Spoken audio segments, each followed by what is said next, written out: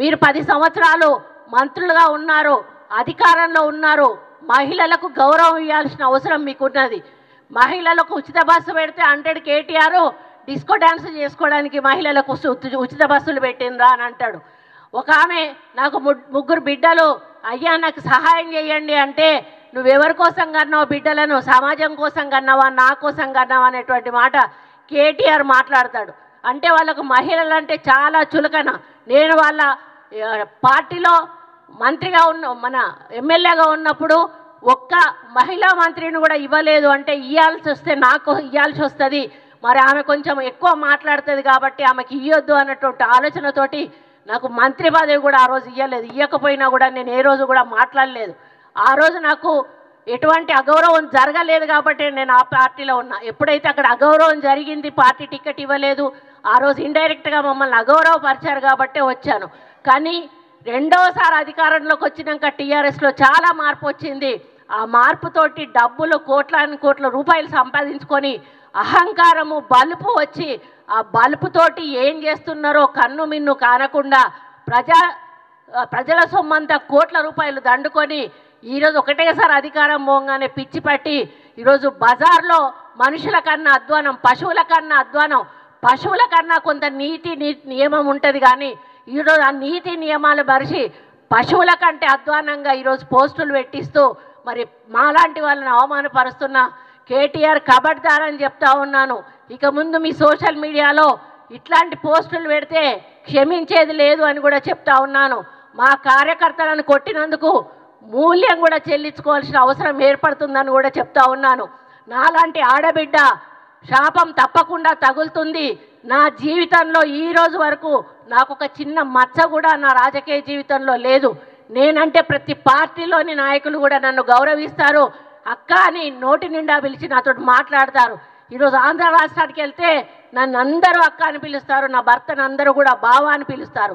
ఎవ్వరు కూడా నన్ను మేడం అని పిలిచినా కూడా నేను ఒప్పుకోను. నన్ను మేడం అని పిలవద్దు, అక్క అని పిలవండి అని నేను పిలిపించుకుంటాను. అటువంటి వ్యక్తిత్వం ఉన్న నన్ను ఈరోజు ఇంత అసభ్యమైన పోస్టింగ్ పెట్టి నన్ను ఇబ్బంది పెట్టేటువంటి పని చేసిన కేటీఆర్ను మరి నిజంగా హెచ్చరిస్తా ఉన్నా. నేను సోషల్ మీడియా బంద్ చేసుకో, లేకపోతే తెలంగాణ రాష్ట్ర మహిళలందరూ కూడా మరి ఇది గమనిస్తూ ఉన్నారు.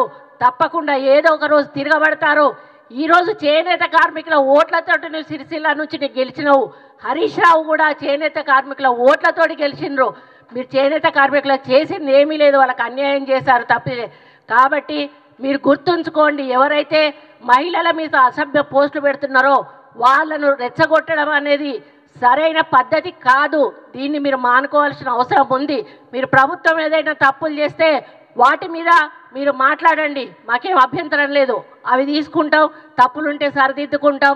మరి మీకు ఒప్పులు ఎట్లాగో మీరు చూపించారు, చేసే ఏమైనా మీరు వల్ల తప్పులుంటే చూపించండి, మేము వాటిని సరిదిద్దుకునే ప్రయత్నం చేస్తాం. కానీ ఈ విధంగా మానసిక వేదన కలిగించేటువంటి, కుటుంబాల్లో ఇబ్బందులు కలిగించేటువంటి పోస్టులు పెట్టి మరి ఒక మంత్రి అని మహిళ అనే గౌరవం లేకుండా ఈరోజు మీరు చేసినటువంటి కార్యక్రమం ఏదైతే ఉందో మొత్తం యావత్ ప్రపంచంలోని మహిళలందరూ కూడా దీన్ని గమనిస్తారు. తప్పకుండా అందరూ కూడా దీన్ని వ్యతిరేకిస్తారన్న విషయాన్ని గుర్తుపెట్టుకోండి. నేను ఒక్కటి అడుగుతా, ఇది తీసుకెళ్ళి నీ చెల్లెకు చూపెట్టు కరెక్ట్ అని చెప్తుందా, నీ తల్లికి చూపెట్టు కరెక్ట్ అని చెప్తుందా, నీకు ఇంకెవరైనా మీ చుట్టాలుంటే మహిళలకు చూపెట్టు కరెక్ట్ అని చెప్తుందా? ఇది ఇంత దారుణంగా ఇటువంటి పోస్టులు పెట్టి ఒక గిరిజన మహిళను, ఒక బీసీ మహిళ, నేను ఒక బీసీ మహిళ విజయలక్ష్మి గారిని ఈరోజు ఇంత అవమానంగా ఇంత అసభ్యంగా మమ్మల్ని ప్రచారం చేయడం అనేది చాలా దారుణం. కాబట్టి దీన్ని తీవ్రంగా ఖండిస్తూ మరి దీన్ని మేము ఆల్రెడీ సైబర్ క్రైమ్కు ఇవ్వడం జరిగింది. సైబర్ క్రైమ్ వారు తప్పకుండా యాక్షన్ తీసుకోమని వారిని కోరడం జరిగింది. ఇక ముందు ఇట్లాంటి పోస్టులు పెడితే మాత్రం సహించేది లేదు అని చెప్పి కూడా నేను తెలియజేస్తూ ఉన్నాను. కబడ్దార్ కేసీఆర్, మరి ఇండైరెక్ట్గా నువ్వు చేస్తున్న ఈ పిన్ ప్రజలందరూ గమనిస్తూ ఉన్నారు. ఇంకా మీరే ప్రభుత్వంలో ఉన్నారని అనుకుంటున్నారేమో, దయచేసి అది మర్చిపోండి. ఈరోజు కాంగ్రెస్ ప్రభుత్వం రేవంత్ రెడ్డి గారి నాయకత్వంలో ప్రజా సంక్షేమము, అభివృద్ధి, హెల్త్, ఎడ్యుకేషన్ అనే వాటిని మరి ఒక ముందుకు తీసుకుపోతున్న సమయంలో మీరు మధ్యలో మరి ప్రభుత్వం చేస్తున్న కార్యక్రమాలు ఒప్పుకోకుండా ఇలాంటి తప్పుడు ప్రచారాలు, అసభ్యకరమైన ప్రచారాలు చేసి మరి దయచేసి మీరు ప్రజల కోపానికి ఆహుతులు కావద్దని చెప్పి హెచ్చరిస్తూ నేను నిజంగా మానసికంగా చాలా బాధతోటి దుఃఖం వస్తూ ఉంది. నాకు అసలు ఏం చేయాలో తెలియట్లేదు. నిన్నటి నుంచి కూడా నిన్న ఏడ్ చేశా, నాకు అది చూడంగానే ఏడుపు వచ్చేసింది. ఇది చాలా బాధాకరం.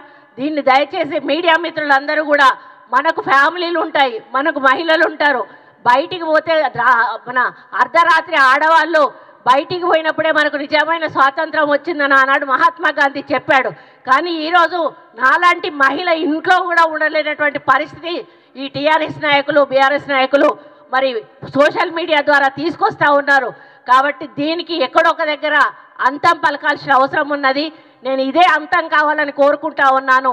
దీని తర్వాత ఇటువంటిది ఏ ఒక్క పోస్ట్ పెట్టినా కూడా మరి దాని మీద తీవ్రమైన చర్యలు ప్రభుత్వం తరఫున కానీ మా పార్టీ తరఫున కానీ ఉంటాయని నేను హెచ్చరిస్తూ, ఇక ముందు ఇటువంటి చేయడం మానుకోవాలని మరి సోషల్ మీడియా వాళ్ళని, అదేవిధంగా కేటీఆర్ని, బీఆర్ఎస్ పార్టీ నాయకులందరినీ కూడా హెచ్చరిస్తూ, ఖబర్దార్ కాంగ్రెస్ పార్టీ చూస్తూ ఊరుకోదు. మరి నా మీద ఈరోజు చేసిన దాంతో ఆగిపోవాలి. ఇక ముందు ఇటువంటి దరిద్రమైనటువంటి దుష్ప్రచారాలు చేయడం మానేయండి అని చెప్పి పాప రఘునందన్ రావు గారు నాకు ఫోన్ చేసి, అక్క నీ దండం పెడతా, నీ కాలు మొక్తా, నన్ను క్షమించక్క అని చెప్పి ఆయన అన్నాడు.